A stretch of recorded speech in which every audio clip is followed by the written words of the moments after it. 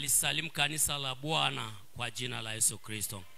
Ninawasalimu wote kwa jina la Yesu Kristo. Ninakusalimu kokote uliko, hata kwenye mtandao nakusalimu kwa jina la Yesu Kristo. Hebu tumadhimishe Mungu aliye mzuri siku zote. Haleluya.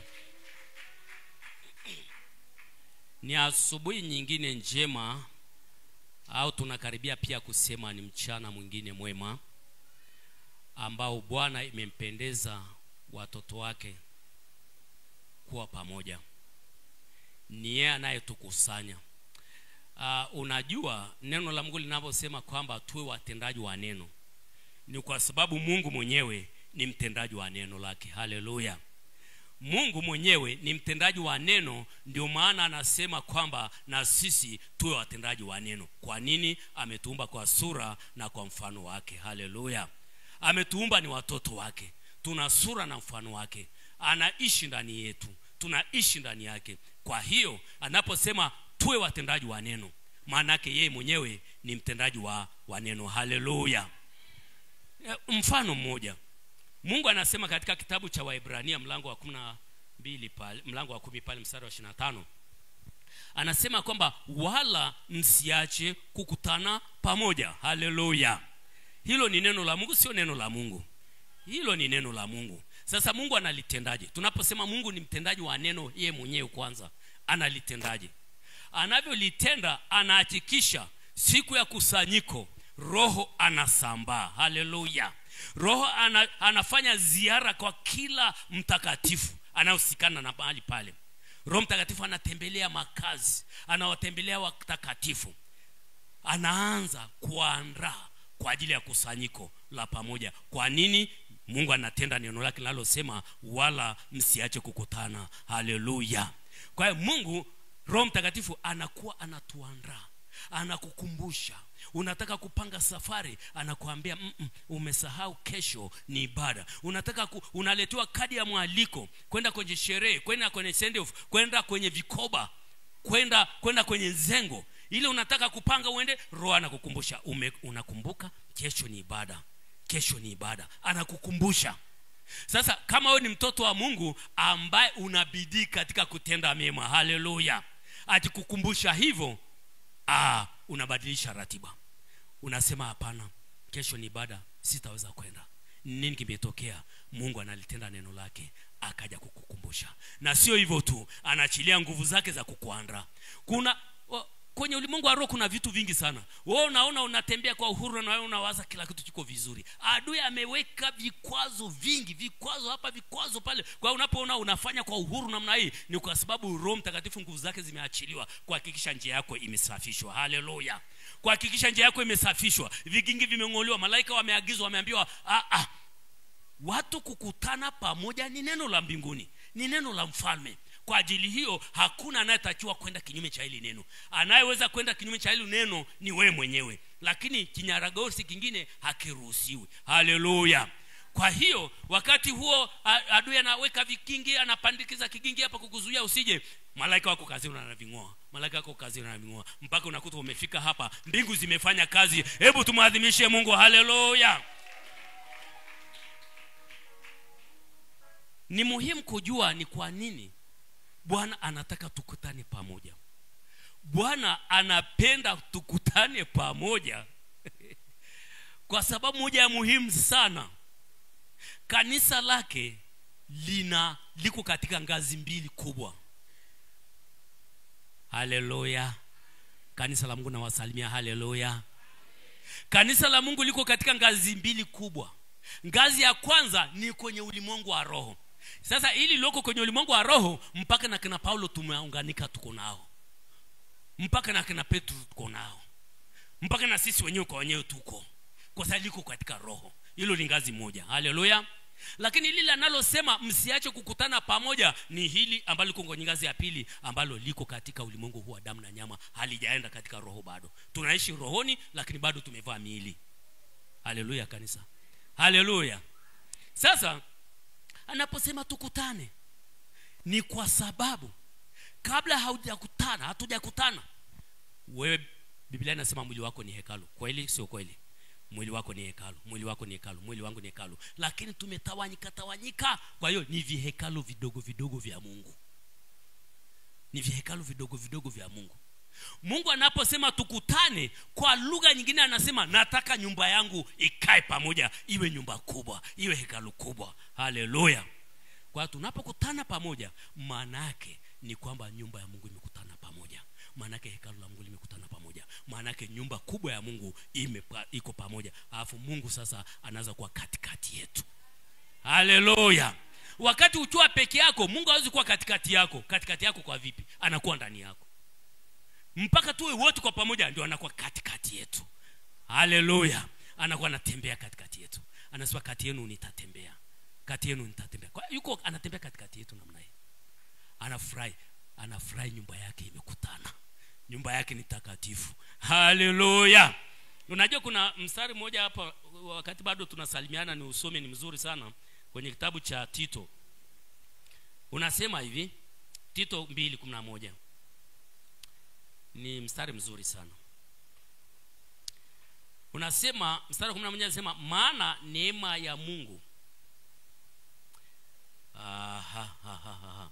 Maana neema ya Mungu iwaokoayo wanadamu wote imefunuliwa. Nayo yatufundisha kukataa ubaya na tamaa za kidunia, tupate kuishi kwa kiasi na haki na utauwa katika ulimwengu huu wa sasa, sio ulimwengu ujao. Haleluya. Katika ulimwengu wa sasa. Anasema tukilitazamia tumaini lenye baraka na ufunuo na mafunuo ya utukufu wa Kristo Yesu. Somo tulilolisoma leo asubuhi. Mungu mkuu na mwokozi wetu, ambaye mstari wa 18 ni mzuri kweli. Anasema ambaye alijitoa nafsi yake kwa ajili yetu ili atukomboe na maasi yote na kujisafishia watu wawe miliki yake mwenyewe, wale walio na juhudi katika matendo mema. Haleluya. Wale walio na juhudi, wale ambao wana hamu ya kufanya matendo mema. Kwa hiyo tunaonyeshwa kitu kimoja, kwamba Bwana aliitoa nafsi yake. Alivyoitoa nafsi yake ilikuwa ni ili anunue watu, ajinunulie watu wa miliki yake, au na hati miliki yake. Aseme huyu mtu ni wa kwangu na mmiliki, nimejinunulia kwa nafsi yangu kwa kumwaga damu yangu msalabani. Akiisha kufanya hivyo, anasema hao watu sasa anajisafishia, anawasafisha. Anawasafishaje? Tunapokutana kwenye jengo namna hii, tunapokutana katika nyumba ya Mungu namna hii kama kanisa, Roho Mtakatifu kwa kazini anaendelea kusafisha. Anajisafishia watu wale ambao wanabidii katika kutenda mema. Kwa lugha nyingine, watu wenye hamu. Hawezi kuwa na juhudi, hawezi kuwa na hamu kwenye mambo mema ya Mungu kama Bwana hakusafishi. Atakusafishaje? Tunapokutana katika ibada ya pamoja. Hebu tumaadhimishe Mungu. Haleluya.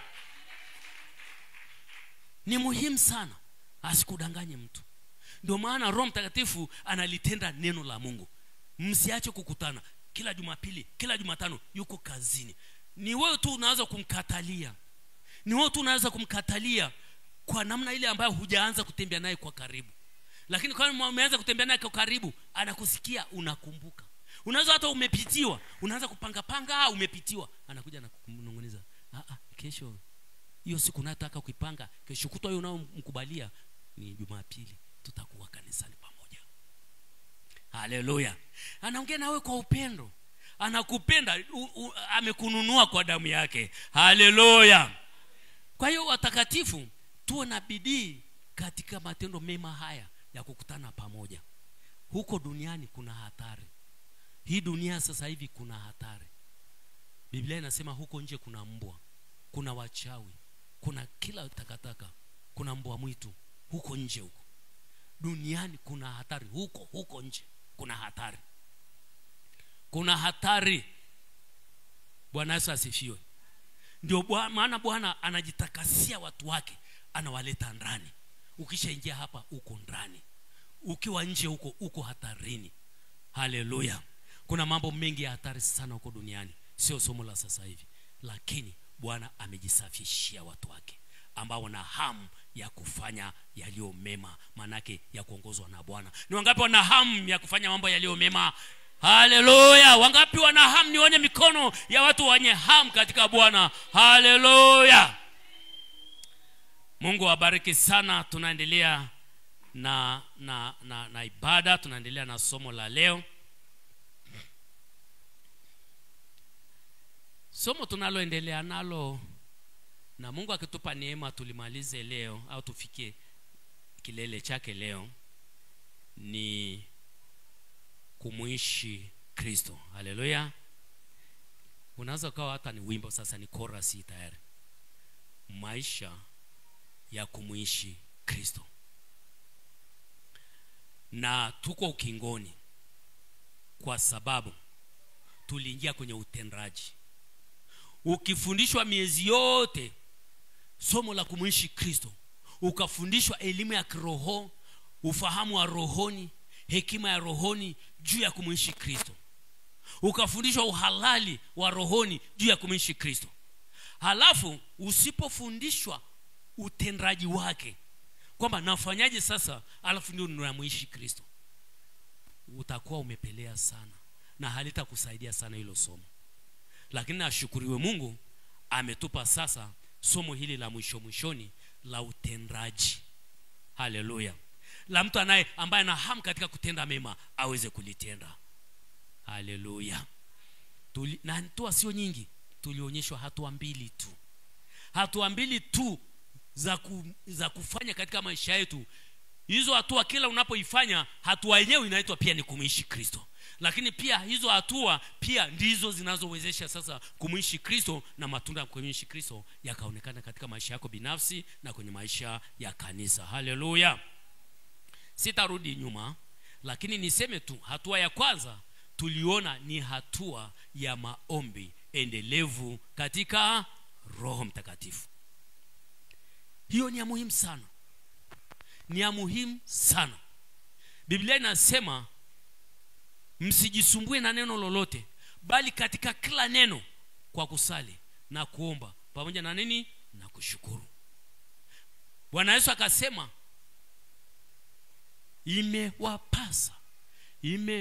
imetupasa kumuomba Mungu kila wakati, wala tusikate tamaa. Tukaona hiyo ndio kanuni ya Mungu. Mungu alijitakasia maombi. Mungu alitakasa kitu kinachoitwa maombi kiwe ndio namna ya mwanadamu kuweza kushirikiana na Mungu wa milele, ili Mungu wa milele asimamishe kusudi lake katika uumbaji wake. Haleluya. Hiyo Mungu aliitakasa. Alitakasa njia inayoitwa maombi. Ukijitakasia njia yako mwenyewe, Mungu haitambui. Yesu Kristo akasema mimi ndio njia, kweli na uzima. Ukijitakasia njia yako mwenyewe, ukae ndani ya Mungu. Ukijitakasia kweli yako mwenyewe, hauko kwenye Mungu. Haleluya.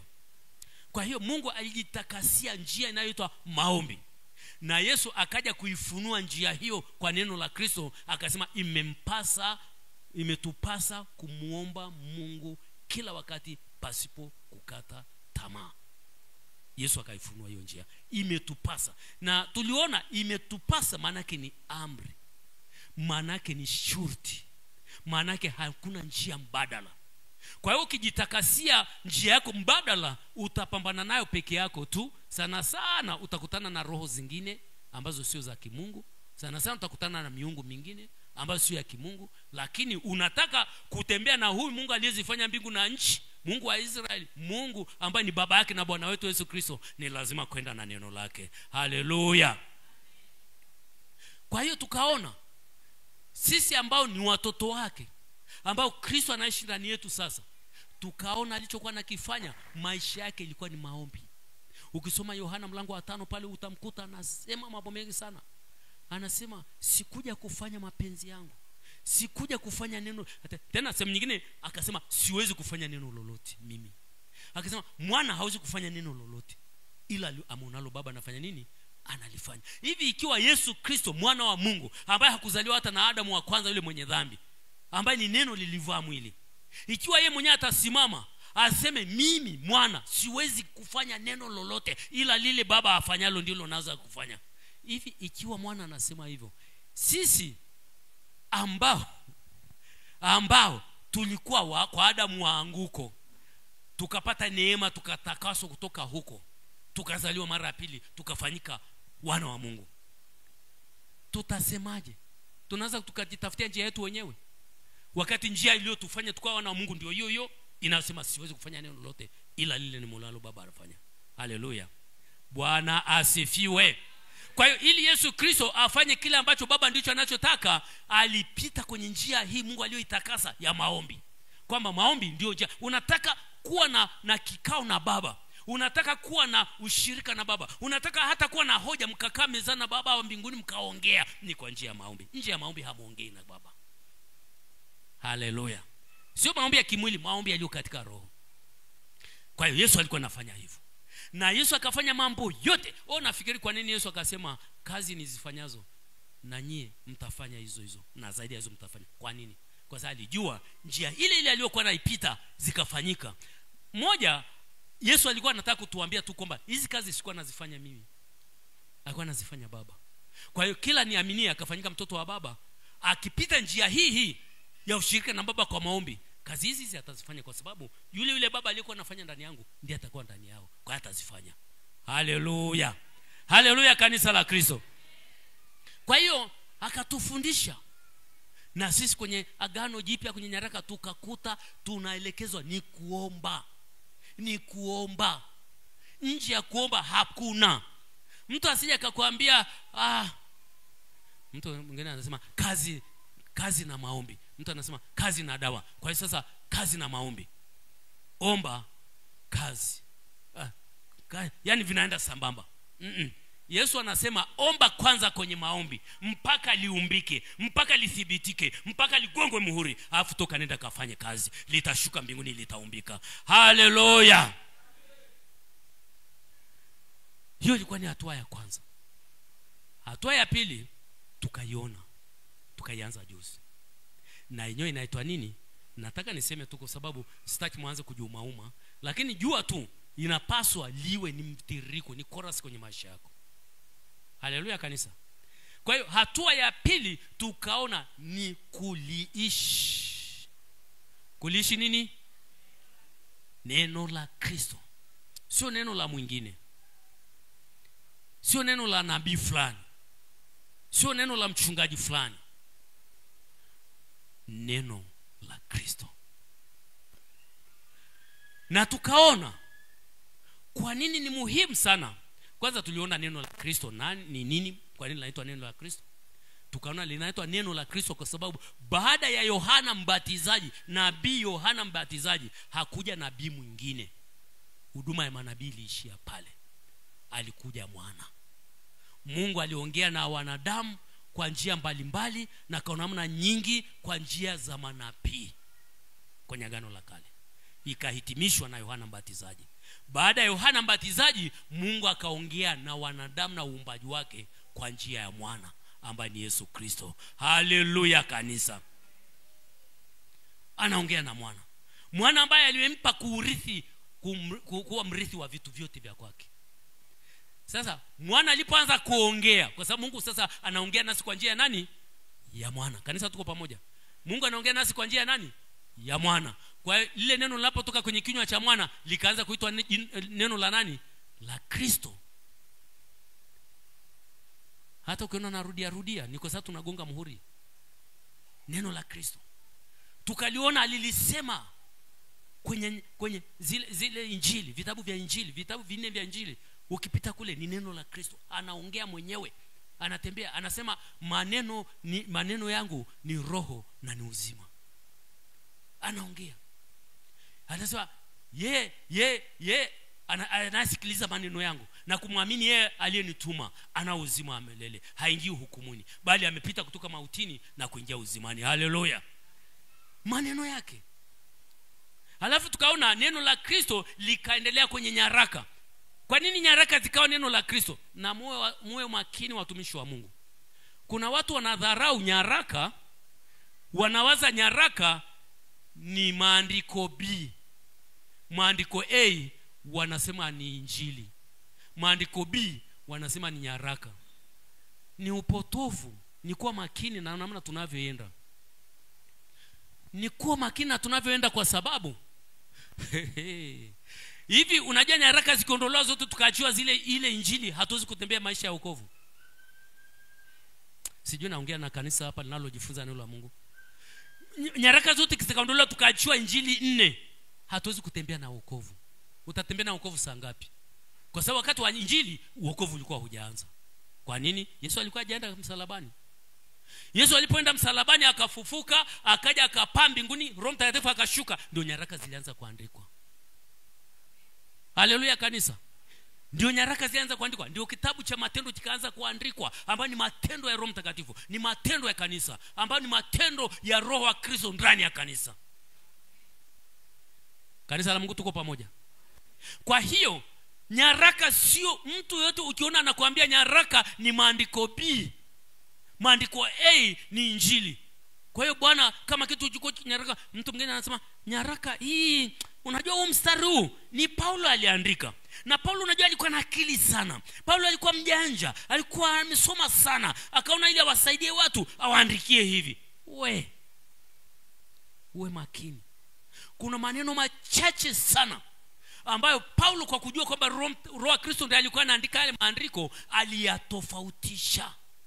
Bwana asifiwe.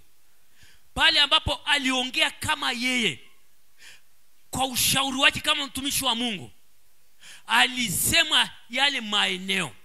Akasema mimi nashauri hivi, ilikuwa kwenye eneo la ndoa, hasa kwenye maeneo ya ndoa aliongea maneno kama hayo. Akasema mimi nashauri hivi, ikiwezekana mkae kama mimi nilivyo, sijaoa. Akasema mimi nashauri hivi.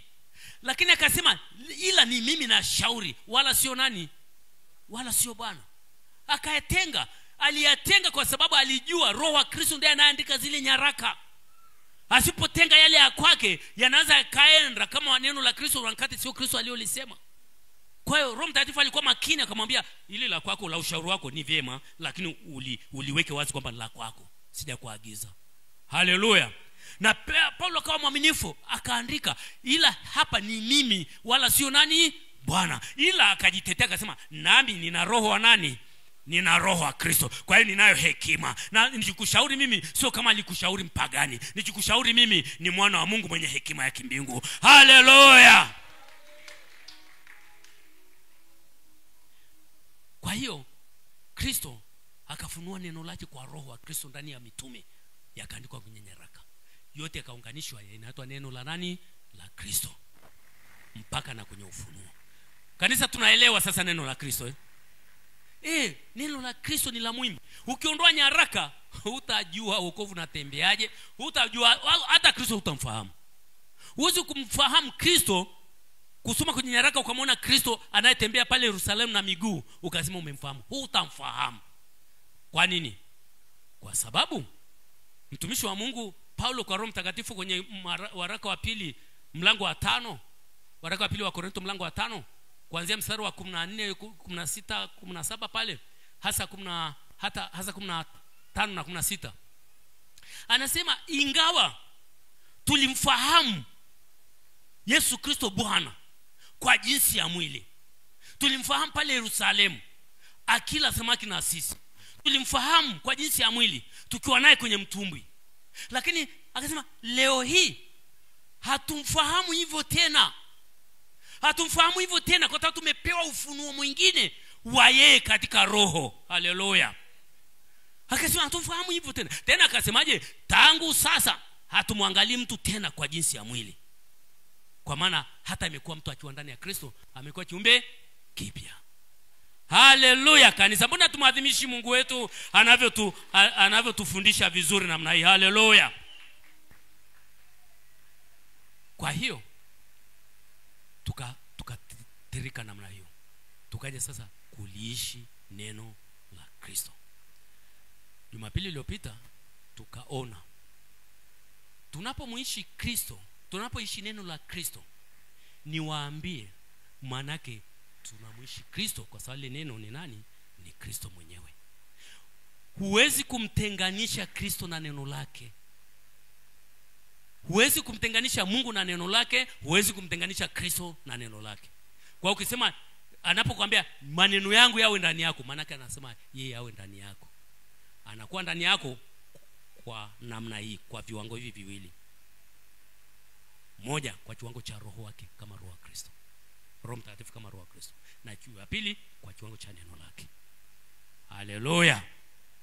Tutaendelea kuyaona mambo mazuri, lakini anaponena neno lake akasema maneno nini kuambiayo ni roho na ni uzima. Kwa neno la Mungu, neno la Kristo limebeba roho yake ndani yake anapoongea na wewe, na ukilipokea ile roho yake ndio inaenda kufanya kile kitu ambacho hilo neno limesema. Bwana Yesu asifiwe. Bwana asifiwe kanisa. Kwa hiyo tukaanza wiki iliyopita kwamba hatua za kuliishi neno. Hatua ya kwanza tukaona ya kwamba hatua ya kwanza kabisa lazima kulipokea neno, linatoka nje. Lazima kulipokea neno na kulipanda wapi? Kulipanda ndani ya moyo wako. Lazima kulipokea neno na kulipanda. Tuliona kule kwenye Yakobo kwamba tupokee kwa upole ile neno lililopandwa ndani yetu, linaloweza kufanya nini? Kuziokoa nafsi zetu. Haleluya. Tukaona katika ule mfano wa mpanzi, alikosema mpanzi alienda zake kupanda mbegu. Tukaona maana yake pale kwenye kitabu cha Luka mlango wa 8. Tukaona amesema kwamba mbegu ni neno la Mungu. Haleluya. Kwa neno la Mungu linapandwa ndani yetu. Sasa likisha kupandwa ndani yetu, ili liote, ili lizae, nini kinachofuata? Kwa sababu kumbuka tunaongea habari hatua 3 za ili neno, ili tuweze kuliishi neno. Hatua 3 ili kuweza kuliishi neno la Mungu. Haleluya. Hatua ya kwanza tumeshaona ni kupokea neno na kulipanda wapi? Moyoni. Je, ukiishia hapo utaanza kuliishi neno? Hapana. Kuna hatua nyingine 2. Na leo nitatembea nazo zote 2 kwa sababu zimekaribiana sana. Haleluya. Hebu sasa tuende kwenye Biblia.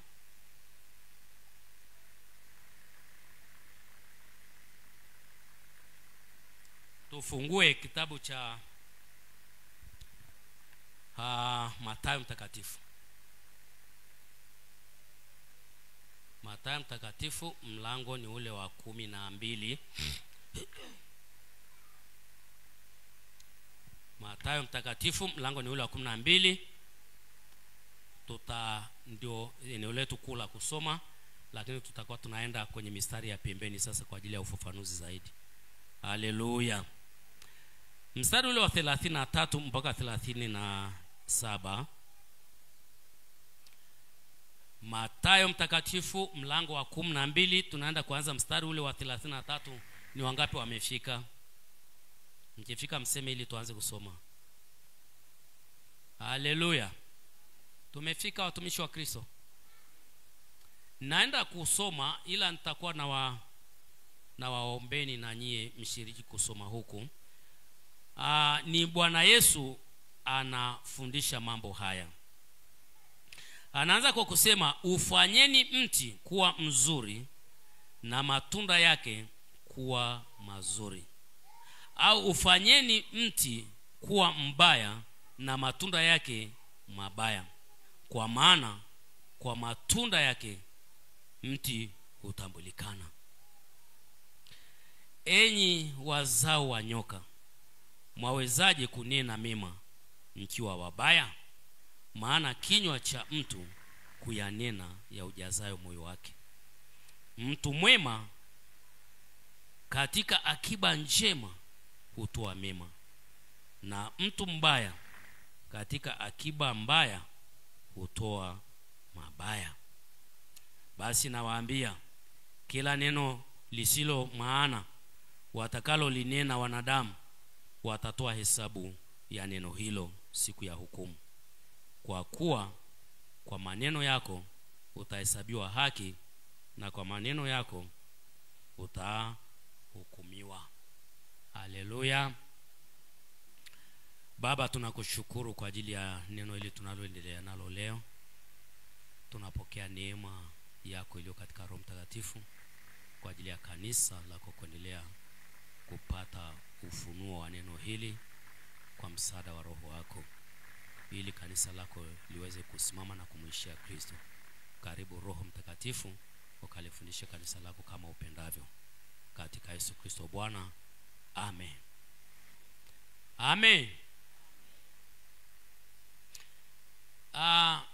Yesu Kristo anafundisha hapa, anaanza na mfano.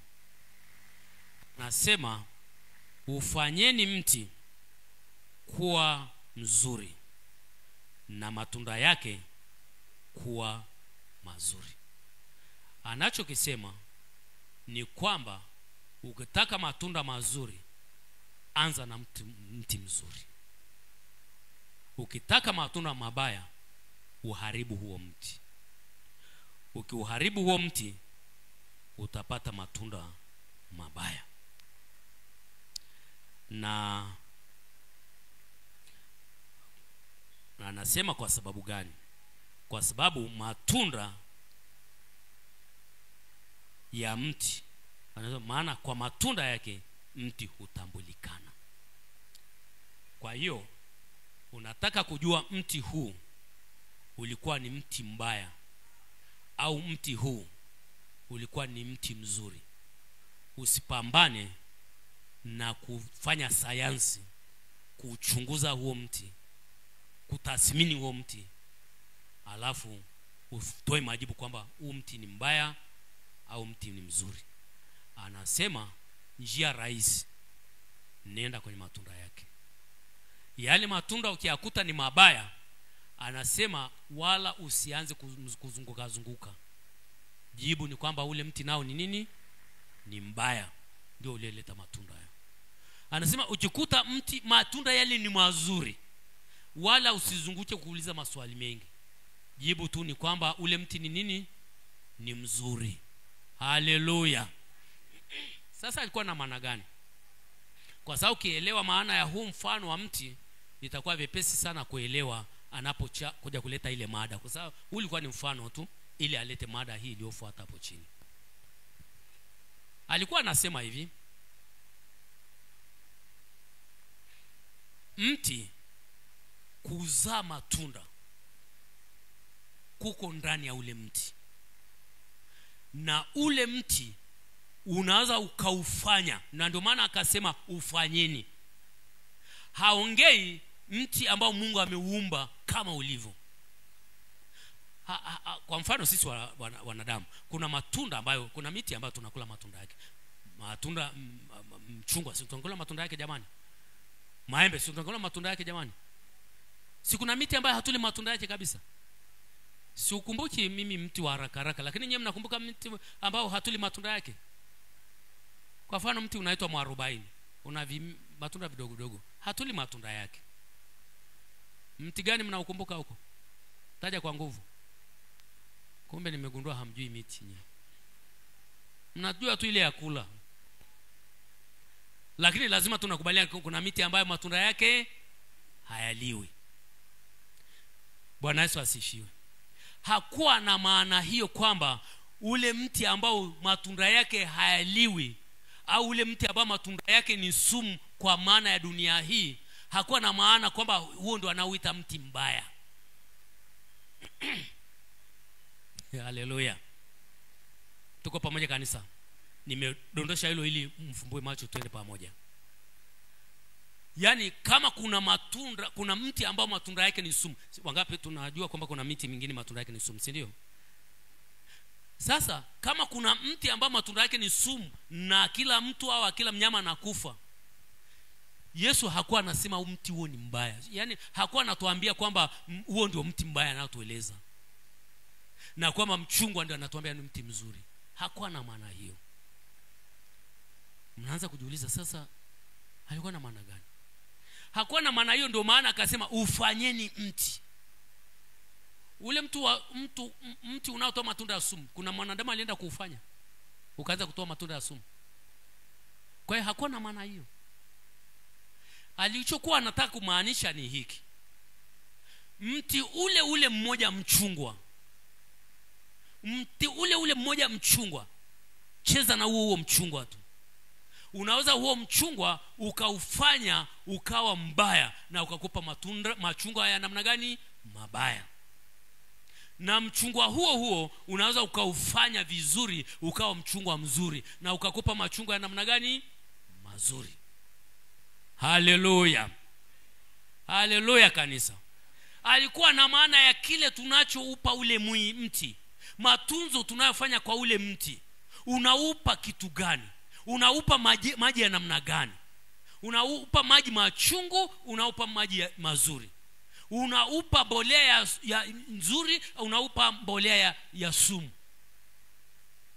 Haleluya. Unaupa hewa ya namna gani? Unaupa mazingira ya namna gani? Anasema kama unaupa mbolea nzuri, unaupa maji yaliyo mazuri hayana sumu, unaupa mazingira mazuri ya hewa ambayo haina sumu, anasema unaupa maji ya kutosha, unaupa mazingira yake mazuri. Mazingira, usisahau hilo neno mazingira. Anasema matunda yake machungwa yatakuwa nani? Mazuri. Lakini ule mti ukaupeleka eneo ambalo lina maji ya sumu yanatoka viwandani, ukaupanda pale, maji yanatoka kwenye viwanda huko vingi yana sumu, ukaupanda ule mti pale, unafyoza maji ya sumu. Unachukua mbolea la chumvi unabandika pale, unakunywa mbolea lenye sumu. Unamaliza, kile kiwanda kinatoa mamoshi na mavumbi yanakuja nafunika michungwa yako yote, inafunikwa na mavumbi na mamoshi meusi. Mchungwa unasinya lakini unapambana. Baadaye unakuja kuzaa vichungwa. Vile vichungwa vitakuwa vitamu. Vile vichungwa moja vinaweza kaa hata na harufu ambayo sio nzuri. Vinaweza kaa pia na ladha ambayo sio nzuri. Haleluya. Bwana Yesu asifiwe. Kwa akasema ndiyo maana yake. Na ukitaka kujua mambo haya, hapa Geita kuna stawi wa chungwa na vitu mbalimbali na nanasi eti kanisa la Mungu kule Nzera kule. Hivi Geita kuna stawi korosho. Lakini si udongo ni ule ukileta mti wa korosho ukapanda, si utaota? Ukipanda mti wa korosho utaota. Shida hautazaa nini? Korosho. Na hata ukizaa ni kamoja kakurushia huko kamekaa vibaya. Korosho zinaoteshwa kule Pwani, kule Mtwara kule. Tofauti ni nini? Tofauti hapo ni mazingira. Haleluya. Ni mazingira. Ningeweza nikatoa mifano mingi. Kwa Yesu alichotaka kusema ni kwamba mti upe mazingira sahihi, upe mbolea sahihi, upe maji sahihi, upe kila kitu sahihi, na matunda yake yatakuwa sahihi. Tumeelewana sasa Huo mfano anauleta kwetu sasa. Hebu tuende pale chini sasa. Alafu anarudi hapa sasa, anasema, anakuja anasema hivi, mstari wa 34 na uruka kwa sababu uko kwenye utendaji kidogo. 35 anasema hivi, hebu tusome kwa pamoja 35. 1 2 3 go.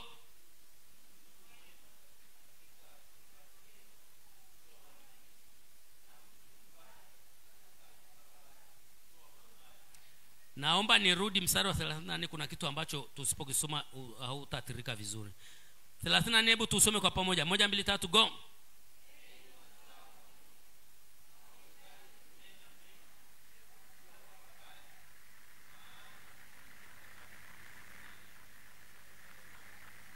Haleluya. Anasema, enyi wazao wa nyoka, mwawezaje kunena mema mkiwa wabaya?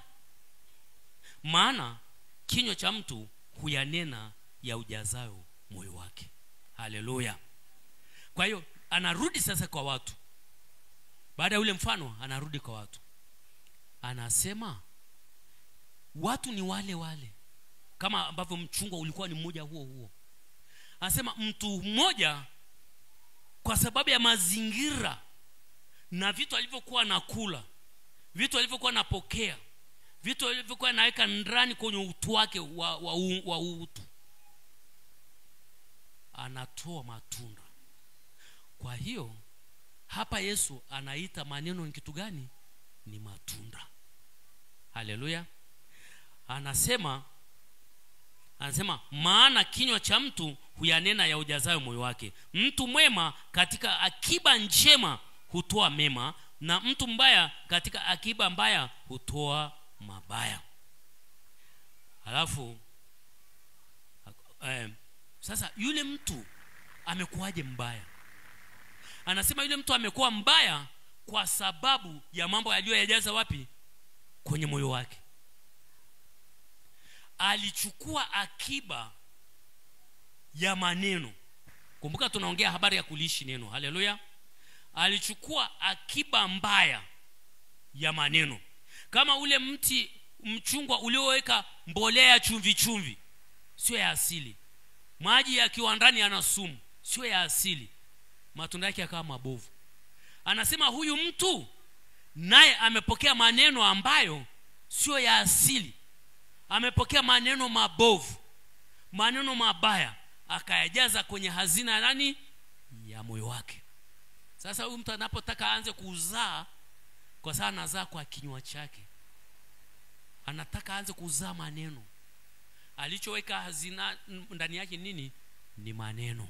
Na anachotakiwa atoe mdomoni nini? Ni maneno. Anamwambia utatoaje maneno tofauti kinywani na yaliyoko moyoni? Haiwezekani. Yesu kwenye Yakobo akatoa mfano mmoja, anasema hivi: je, chemchem moja, jicho moja la chemchem linaweza likatoa maji matamu na maji machungu jicho moja lile la chemchem? Anasema haiwezekani.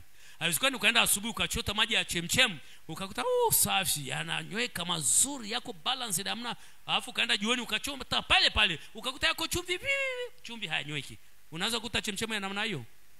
Kanisa unaanza kuikuta hivyo hivyo. Anasema moyo kama umejaa hazina ya maneno ambayo ni mabaya, kinywa hakiwezi kutoa maneno tofauti, kitatoa maneno yale yale mabaya.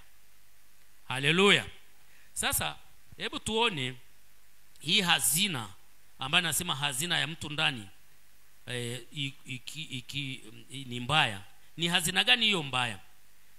Hebu tuangalie hapa kwenye Luka mlango wa 6. Hapo tutarudi, usipafunge sana, lakini twende Luka mlango wa 6. Tumefika Luka mlango wa 6, kwa sababu mstari ule wa 43 anasema, kwa maana hakuna mti mzuri uzao matunda mabaya, wala mti mbaya uzao matunda mazuri, kwa kuwa kila mti hutambulikana kwa matunda yake. Maana katika miiba hawachumi tini, wala katika michongoma hawachumi zabibu. Sasa mstari wa 45 naomba tusome kwa pamoja. 1 2 3 go.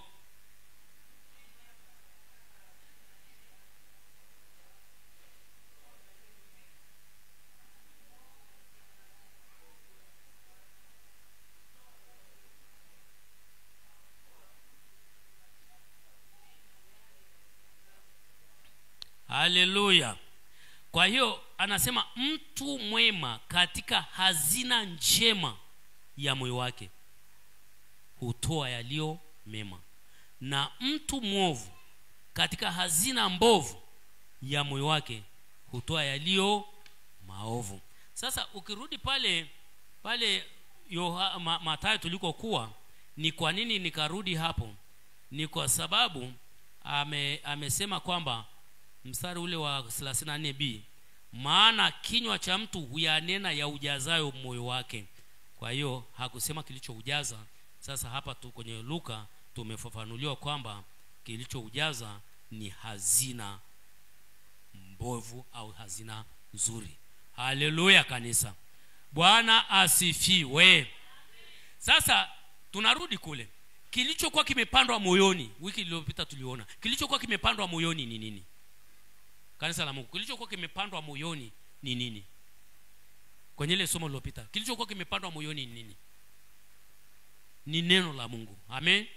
Neno la Mungu ndilo lilopanda wapi? Moyoni.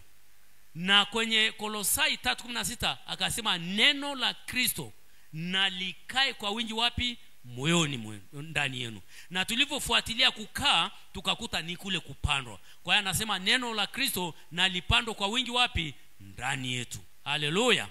Bwana Yesu asifiwe. Sasa neno la Kristo likishapandwa ndani yetu lina uwezo, ni hazina. Je, ina uwezo wa kutoaje mema? Kabla halijapata nguvu ya kuweza kutoa matunda, limepandwa ni sharti liote. Likipandwa ni sharti liote. Kinachotoka ni matunda.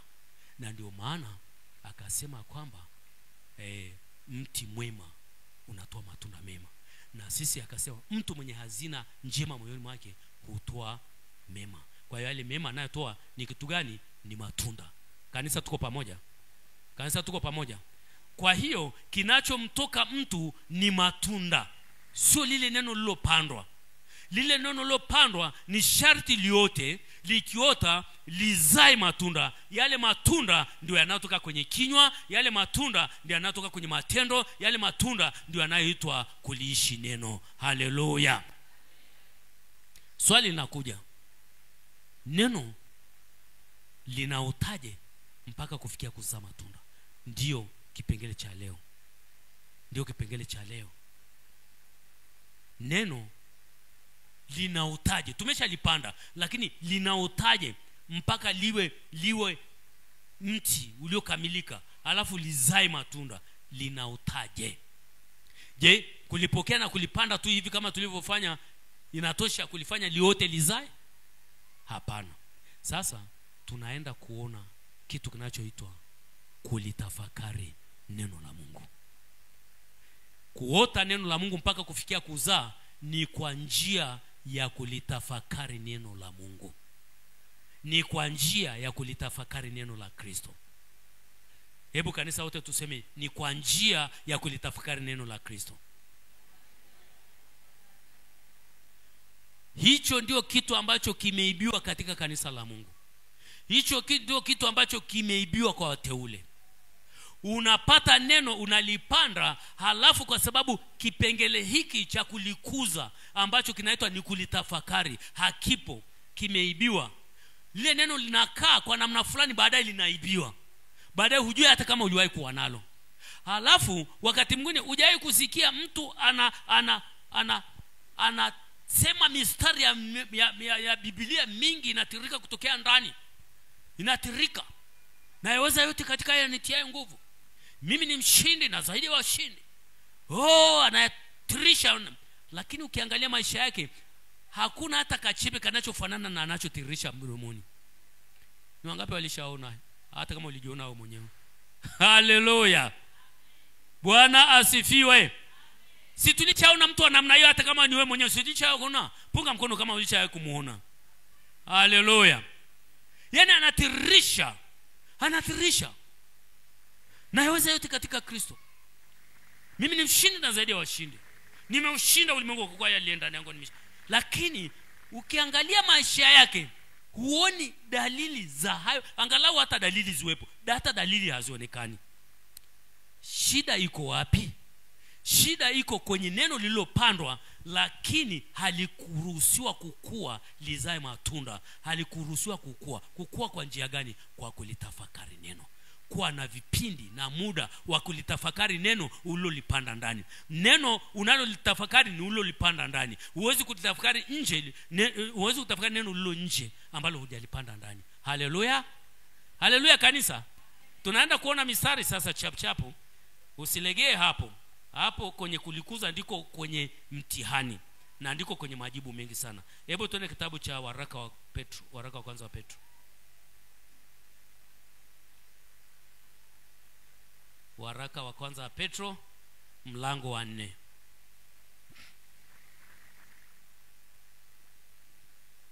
Kulitafakari neno ni somo linalotakiwa lisimame lenyewe, lieleweke vizuri sana. Kulitafakari neno la Kristo. Kulitafakari neno. Hebu tusome waraka wa kwanza wa Timotheo mlango wa 4. Tumefika? Basi yamkini Roho Mtakatifu anataka tuende kwa Petro baadaye, lakini sasa hebu kwa sasa muende na Timotheo. Amen. Kama ulimi unakataa kushirikiana na moyo, inabidi nidhamishe. Waraka wa kwanza wa Timotheo, tuko pamoja hapo sasa mlango wa 4. Tuko pamoja mmefika? Okay. Mstari wa 11 unasema hivi: mambo hayo uyaagize na kuyafundisha.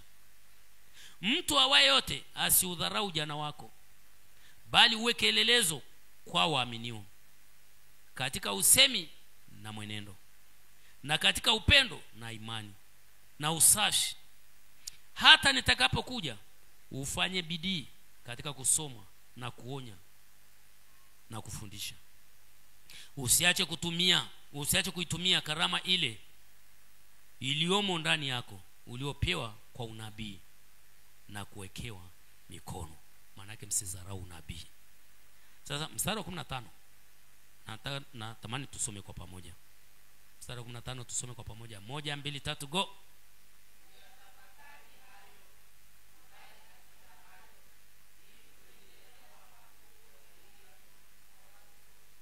Haleluya. Nukta imewekwa pale. Ameanza mstari mpya na kaumaliza kwa nukta, kwa hiyo unajitegemea. Haleluya. Ni ameutoa kama kanuni. Amemweleza mambo mengi sana huku juu.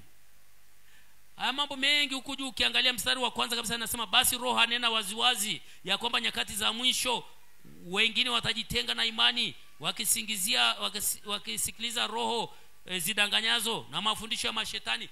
Mambo ya hatari mengi yako huko. Sasa pale kwenye kutoa ile kanuni, kwenye kuhitimisha kwenye kanuni, anasema uyatafakari hayo. Yani hayo aliyoongea naye kuanzia huko juu. Uyatafakari hayo, ukae katika hayo. Alafu ambia kwa nini anamwambia hivyo. Sasa hivyo hapo huo mstari umesheheni, lazima kuuelewa. Haleluya. Haleluya, kanisa la Kristo. Ni lazima kuelewa ni kwa nini anamwambia uyatafakari hayo, ukae katika hayo. Amesema ili. Unajua lugha ni ya muhimu sana. Lugha usipoielewa unapoteza na kile ambacho Mungu alikusudia ukipate. Ndio maana wakati mwingine nikikuta kitu ambacho kina umuhimu sana kwenye lugha, huwa natamani kieleweke. Ili neno ili lazima tulielewe. Ili neno ili hapa tunaelewa maana yake. Ili maana yake nini? Ili nini? Ili.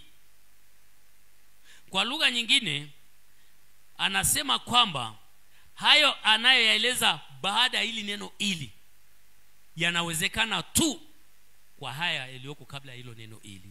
Amen. Kwa lugha nyingine anamwambia sababu ya kukuambia ufanye hivi, sababu yake ni hii. Kwa hiyo hili neno ili ni kama kusema sababu. Amen. Ili iwezekane. Yaani kwa lugha nyingine kama ni kufafanua ni kusema ili iwezekane. Kwa lugha nyingine hebu niweke Kiswahili hicho hapa mnielewe. Anasema uyatafakari hayo, ukae katika hayo, ili iwezekane kuendelea kwako kuwe dhahiri kwa watu wote. Nimejaribu kuweka hayo maneno pale kwa lengo tu la kukufanya uelewe kwamba anachokisema ni kwamba anachotaka kusema hapa watumishi wa Mungu ni hivi: kuendelea kwako ili kuwe dhahiri kwa watu wote, ni lazima kwanza uyatafakari hayo na ukae katika hayo. Ni wangapi wameelewa? Hebu tumaadhimishe Mungu kama tumeelewana. Haleluya. Sasa angalia kutafakari kulivyo kwa muhimu. Anasema nikwambie neno moja hapa. Anasema kuendelea kwako kuwe dhahiri. Ili neno dhahiri tunaelewa maana yake. Lazima kufafanua. Unajua kuchukulia kila mtu ameelewa. Kanisa la Mungu, dhahiri tunaelewa maana yake ni wazi eti bayana, sio kificho, wazi, nuruni, peupe. Mtu huhitaji kumwambia hebu kaangalie. Kila mtu anafanya nini? Anaona.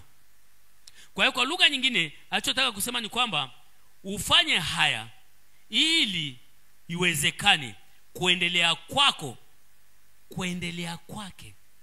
Hili neno kuendelea tuliangalia na lenyewe. Hivi kuendelea na maana gani? Kuendelea na maana ya kupiga hatua nzuri, si ndio jamani? Kurudi nyuma kunaitwa kuendelea. Kurudi nyuma kunaitwa kuendelea kanisa. Kupiga hatua zako za kiroho, kukua kwako kitumishi, kukua kwako kiroho, kukua kwako katika kutembea na Mungu, kukua kwako katika nguvu za Mungu, kustawi kwako katika baraka za Mungu, kufanikiwa kwako katika kumuishi Kristo. Haya yote anasema yawe dhahiri. Haleluya. Anasema yawe dhahiri, yawe peupe kwa watu wote. Kwa watu wangapi? Wote. Hebu tumaadhimishe Mungu. Haleluya. Kwa lugha nyingine, kabla hujasema na yaweza yote katika haya nitiaye nguvu, mimi ninashinda na zaidi ya kushinda, iwe dhahiri kwa watu wangapi? Tukuone unavyoshinda, tukuone unavyoweza yote, tukuone unavyoshinda na zaidi ya kushinda. Sio lazima tusikie kinywa chako. Tukisikia kinywa chako kiwe kinaeleza yale ambayo tayari tunafanya nini? Tunayaona. Kinywa chako kikisema alafu tukiangalia tunaona tofauti, tuna uhakika kusema hili sio neno la Mungu. Neno la Mungu linasema kuendelea kwako kwa dhahiri kwa watu wote. Kwa hiyo ukiona mtu anakiri alafu tukiangalia kwa macho hatuoni udhahiri, kilichopelea hapo nini? Kuyatafakari hayo na kukaa katika hayo. Tumeona umuhimu wa kutafakari, watumishi wa Mungu. Kwa hiyo kutafakari neno ni nini? Sasa nimeshaeleza mpaka limenoga. Kutafakari ni nini? Kutafakari neno la Mungu ni kuruhusu sasa fikra zako zianze kuzunguka juu ya lile neno ulilosikia. Kuruhusu akili zako, fikra zako, tafakuri yako ielekee kwenye lile neno ulilosikia. Kama ni huu mstari wa 15, uwe na muda usome kwa spidi ndogo uko peke yako. Kutafakari neno hakuendi mkiwa wengi. Yetu mnasoma kwa pamoja unasema natafakari neno. Kutafakari neno hakuendi wakati TV inatangaza mpira wa Simba na Yanga, naona Biblia yako pale kwenye kuona unasema waache waangalie mpira wao, mimi natafakari neno. Hakuendi hivyo. Mwambie mwenzako huwa haviwi hivyo. Nikueleze kitu cha ajabu sana. Nikueleze kitu cha ajabu, na mimi mtanielewa. Ni rahisi kuomba maombi ya rohoni kabisa na TV ikiwa inafanya kazi, na mziki ukiwa unaimba, na watoto wengine wanacheza huko, wewe ukazama kwenye maombi ya rohoni mpaka yakaibua ushindi. Inawezekana. Amen. Lakini haiwezekani kulitafakari neno wakati TV inaongea, wakati watoto wanacheza huko, wakati wanaimba huko, wakati mashoga wanapiga soga wanasema gonga basi. Haitawezekana kumtafakari neno. Kutafakari neno kunahitaji ujifungie ndani. Kunahitaji ufunge mlango. Kunahitaji ufunge mlango wa fahamu zako. Kunahitaji ufunge mlango wa kimwili. Alafu utulie na Biblia yako. Useme uyatafakari hayo. Ukae katika hayo ili kuendelea kwako kuwe dhahiri kwa watu wote. Ana maana gani? Unarudia tena. Ana maana gani? Hivi kuendelea kuna maana gani? Maana ya kuendelea nini? Hivi maana ya dhahiri nini? Unapoanza kutafakari namna hiyo, unarudia ule mstari kwa kutamani kuelewa. Roho Mtakatifu, mwalimu mkuu, anakuja anayehudhuria. Haleluya. Anahudhuria, anasema mwanafunzi wangu mwaminifu amekuja darasani. Ili unatafakari, ghafla nuru inaanza kuachiliwa. Ule mstari unaachilia nuru. Ghafla ndani huelewi nini kimetokea, unaona uelewa wa ndani zaidi. Haleluya. Mnamuelewa mchungaji hapo? Lakini hebu tukiwa hapo, hebu twende hapa Kolosai, kwa sababu niliwaza nitamaliza ile somo leo, kumbe mwalimu mkuu yeye anajua anachokifanya. Tutembee na mwalimu mkuu jamani, si ndio jamani? Tutembee na mwalimu mkuu, yeye ana ratiba zake. Hebu twende Kolosai. Kuna kitu nataka ukione hapa. Kolosai mlango wa kwanza. Kolosai mlango wa kwanza. Kolosai mlango wa kwanza. Mstari ule wa 9 kuna kitu nataka kusoma. Mstari wa 9 unasema hivi. Tumefika Kolosai mlango wa kwanza mstari wa 9. Kanisa la Kristo. Neno la Mungu linasema hivi: kwa sababu hiyo sisi nasi tangu siku ile tuliposikia hatuachi kufanya maombi na dua kwa ajili yenu, ili mjazwe maarifa ya mapenzi yake katika hekima yote na, hebu malizieni wote pale, 1 2 3 go. Rudieni tena. Ufahamu wa rohoni. Mchungaji hapa hawezi kukupa ufahamu wa rohoni. Yeye atasimama atanena kile ambacho Mungu anamjalia kunena. Roho Mtakatifu pekee ndiye anaanza kukupa ufahamu wa rohoni, kwa sababu anaishi katika roho yako.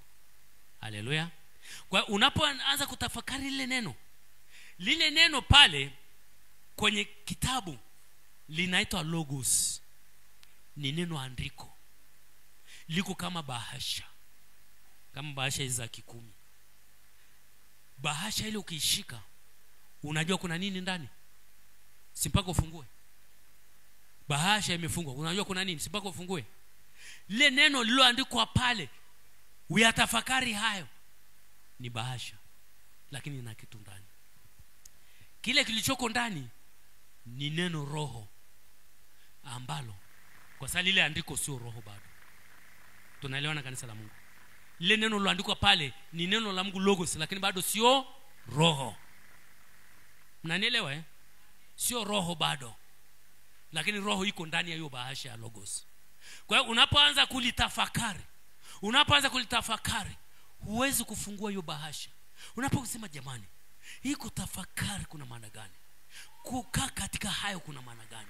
Ile unaendelea, una kiu, shauku inaanza kujijenga. Hukati tamaa. Ghafla mwalimu mkuu Roho Mtakatifu anakuja pale. Akishakuja pale, kwa lugha ya kilokole tunasema anahuisha lile andiko. Analipa uzima. Akalipa uzima, maana yake amefungua ile bahasha. Akifungua ile bahasha, kunatoka ufahamu wa rohoni. Kunatoka vitu vya rohoni vilivyokuwa ndani ya lilo neno. Likienda ndani, linaipa nuru roho yako, linaipa nuru moyo wako. Likipa nuru moyo wako, lile neno linaota. Lile neno linaanza kuota. Haleluya. Hebu kugonga muhuri zaidi kipengele hicho. Twende Zaburi 119.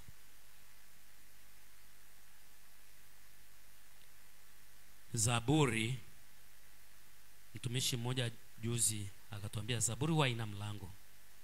Zaburi ni nyimbo. Basi twende hivyo. Wimbo wa Zaburi beti ya 119. Eti mwalimu niko sahihi? Ubeti sio mlango, kwa sababu Zaburi haina mlango. Ina ubeti mpaka ubeti wa 119. Okay. Zaburi 119 tumefika.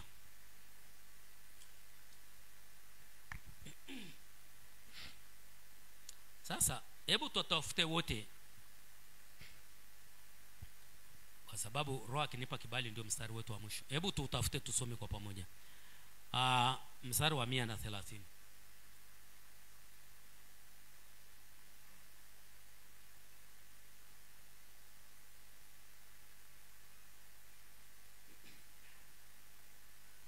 Tumepata mstari wa 130? Tuko pamoja kanisa la Mungu? Okay. Hebu tusome kwa pamoja. 1 2 3 go.